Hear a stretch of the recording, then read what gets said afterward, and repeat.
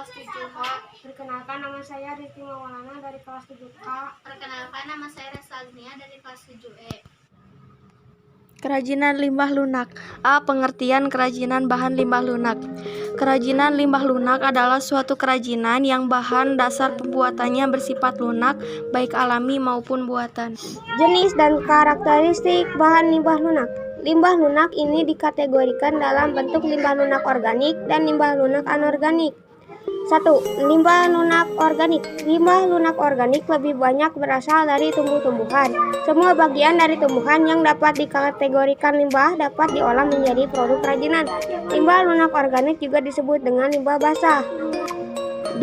Limbah lunak anorganik. Limbah lunak anorganik berasal dari bahan olahan dengan campuran zat kimiawi dan menghasilkan bahan yang lembut, empuk, lentur, dan mudah dibentuk serta diolah dengan bahan yang sederhana.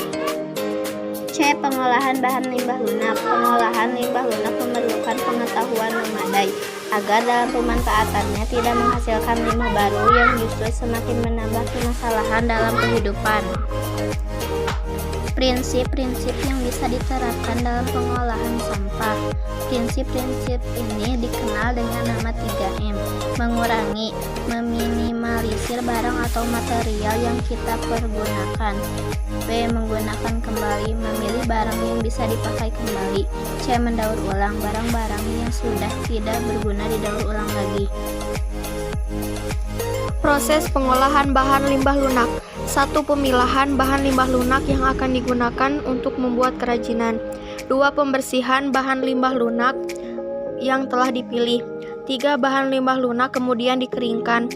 4. Pewarnaan bahan limbah lunak dengan cara dicelup atau direbus bersama dengan zat warna tekstil atau dengan cara dipernis atau politer.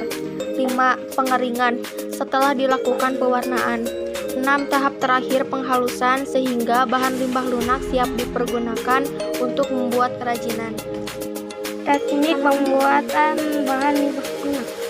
Adapun teknik yang dapat digunakan untuk membuat karya kerajinan dari bahan lunak antara lain membentuk. Teknik membentuk biasanya digunakan untuk membuat karya kerajinan dari bahan hias.